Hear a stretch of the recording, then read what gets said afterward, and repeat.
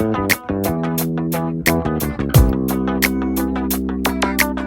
retour sur le plateau de Social Net Club, l'émission 100% web, 100% Lyon, dans ce magnifique lieu, on vous l'a dit, c'est le Skyroom d'Only Lyon, notre partenaire de cette émission. Et on va recevoir tout de suite Marie-Pierre Favre, vous êtes directrice des relations internationales de l'INSA. Donc vous formez des ingénieurs pluricompétents et qui viennent de toute l'Europe. Alors oui, tout d'abord merci de m'avoir invité sur ce plateau, parce que c'est toujours un plaisir, je dirais, au nom de l'INSA, mais aussi en mon nom personnel, en tant qu'ambassadeur en Lyon, de pouvoir échanger sur l'attractivité, la visibilité de Lyon à l'international et de ses valeurs culturelles, économiques, scientifiques. Et donc oui, l'INSA veut être un acteur majeur.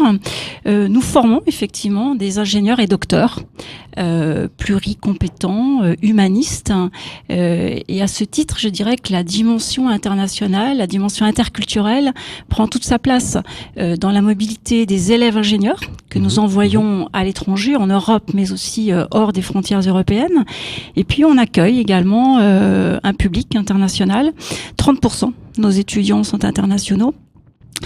Cela représente à peu près 1900 étudiants internationaux sur le campus. Ah oui.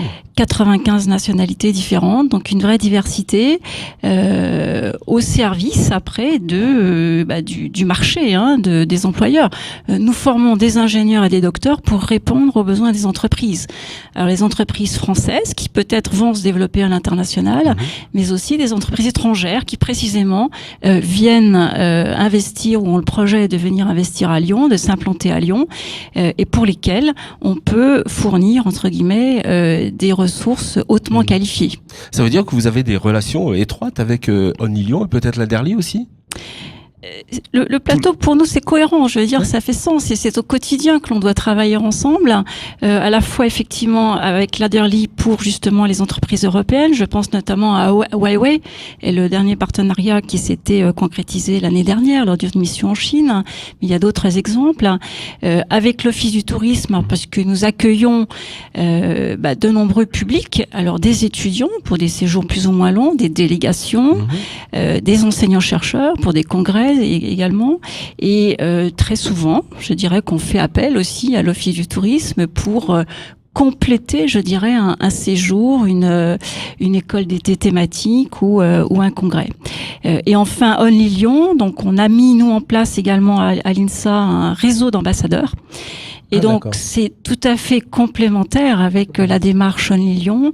Je crois qu'on a tous intérêt à capitaliser sur ces ressources, ces valeurs qui sont à l'étranger pour... tout à l'heure, Lionel Flasseur parlait justement de promouvoir des valeurs, des expertises au-delà de...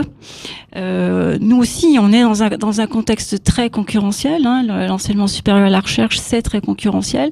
Et on doit aussi faire face à ces défis. Comment faire connaître, faire savoir ce que l'on fait bien sûr dans nos départements et nos laboratoires, mais aussi ce qui se passe ici sur la place lyonnaise, sur le territoire lyonnais. Et quand on est à 6 000, 10 000 kilomètres, il n'est pas rare qu'on nous dise Paris. Voilà. La France, c'est d'abord Paris. Donc on a tout un travail et je pense que nos actions sont extrêmement complémentaires, synergiques pour une meilleure valorisation du territoire, de toutes ces valeurs, de toutes ces composantes pour gagner en attractivité. Alors on parlait des élèves, mais il y a aussi des chercheurs, il y a des professeurs, il y a toute une gamme d'individus que vous accueillez. Alors bien sûr, on accueille des enseignants, la plupart sont enseignants-chercheurs, là aussi pour des durées plus ou moins longues. Et encore une fois, tout est dans le défi d'attractivité. Aujourd'hui, au-delà de la quantité, ce que l'on veut, c'est avoir les meilleurs, avoir les bonnes personnes.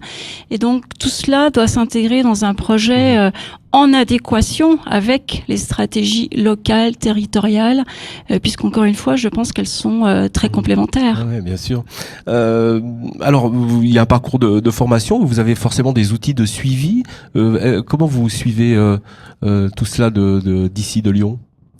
Alors, on a Je dirais qu'on peut mieux faire aujourd'hui, et précisément, je pense qu'on peut gagner tous ensemble. On a des bureaux de représentation dans quelques grandes villes. Je pense notamment au Japon, à Shanghai, à Hanoï au Vietnam, ou encore à Curitiba au Brésil.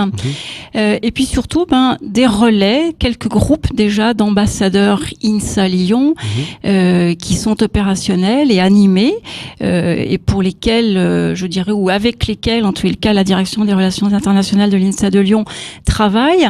À titre d'exemple, je serai à la fin du mois donc à Tokyo, avec notamment Éric Moracom, directeur de l'INSA de Lyon, et chaque fois que cela est opportun et possible, nous essayons de rencontrer nos diplômés.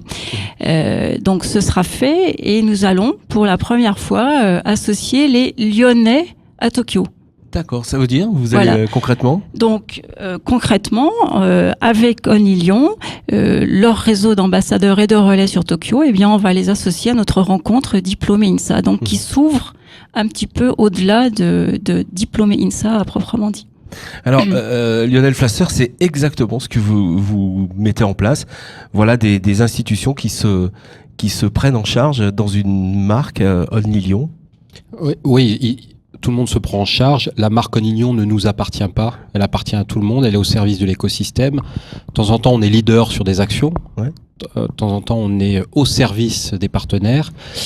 Toute la partie enseignement et recherche est vitale quand on regarde les motivations pour les entreprises pour investir dans un lieu donné très très rapidement. C'est-à-dire, c'est le 2e ou 3e critère. Ils vont regarder la qualité de l'enseignement, la qualité de la formation et l'internationalisation de l'agglomération. Donc, ça fait partie des critères. Nous, notre job, après, c'est le faire savoir. Oui. Voilà, on est la partie communicante de cet écosystème que nous avons créé. Ça, c'est le premier point. Le deuxième point, effectivement, on parle des ambassadeurs ONI Lyon, on parle des ambassadeurs INSA, on peut parler également des diplômés de l'EM Lyon qui sont extrêmement bien structurés. Tous ces gens-là, il y a un point commun, c'est Lyon. Et donc, c'est la raison pour laquelle, dans notre stratégie, on a mis en place aussi une stratégie de mise en réseau des réseaux. Il ne s'agit pas, encore une fois, de dire, tiens, vous êtes ambassadeur de telle et telle école ou de telle ou telle association, venez rejoignez les ambassadeurs ONI Lyon. S'ils veulent, tant mieux. S'ils veulent pas, tant pis. Ça n'a aucune importance. Ce qui est intéressant, c'est quand on a des actions à l'étranger, c'est qu'on se lie parce qu'on a un mot commun et une ambition aussi commune. Même si après elle est spécifique en fonction des objectifs de chacun, c'est faire connaître et faire reconnaître Lyon. Donc à l'étranger, vous allez vous servir de ces outils-là pour parler de Lyon. Oui, entre autres. Bon, ce ne sont pas les seuls, bien sûr, mais ça y contribue, et c'est quelque chose que l'on veut accélérer, je dirais, dynamiser. Là encore, porté par une dynamique plus locale. Voilà. Très bien. Vous avez des secteurs de partage avec d'autres villes, d'autres pays spécifiquement ? Quand vous dites secteur de partage, c'est-à-dire des secteurs de partage de coopération. Alors, nous avons, 200 universités partenaires dans le monde. Une centaine en Europe et une centaine hors Europe. Maintenant, en matière de réseau de diplômés, il y a quelques groupes qui déjà fonctionnent bien. Je pense à Singapour, Tokyo, à Shanghai, bien sûr, São Paulo. Et là aussi, je sais que ça fait partie des cibles ONI Lyon. En Europe, c'est un petit peu plus difficile parce que peut-être il y a une proximité géographique qui fait que on se sent peut-être un petit peu moins concerné. On y est sans y être. Donc c'est un petit peu plus difficile aujourd'hui à formaliser, mais en tous les cas, on y travaille. Et donc tous les étudiants internationaux que nous accueillons, on les sensibilise aussi à cela, parce que comme on l'a dit tout à l'heure, je crois qu'une fois qu'on a réussi à faire venir à Lyon, et c'est le cas pour nos chercheurs et nos étudiants, ils sont plutôt très satisfaits, très séduits. Et donc, comment garder cette séduction pour qu'elle s'inscrive dans la durée et qu'ils puissent nous aider à détecter aussi. On parlait tout à l'heure d'opportunités, c'est exactement la même chose pour nous. Quel que soit leur devenir professionnel, en entreprise ou en université, dans un labo de recherche, ce sera comment revenir vers Lyon, parce que j'y ai séjourné. Donc comment tisser des liens liens, des nouveaux contacts avec Lyon. Donc faire venir peut-être des camarades étudiants, faire venir un professeur, faire venir des collègues chercheurs ou carrément faire du business avec les entreprises lyonnaises. Mais je pense qu'il y a une vraie attache qui se crée. Je suis assez d'accord avec ce que vous disiez tout à l'heure. Une fois qu'on y est, on aime.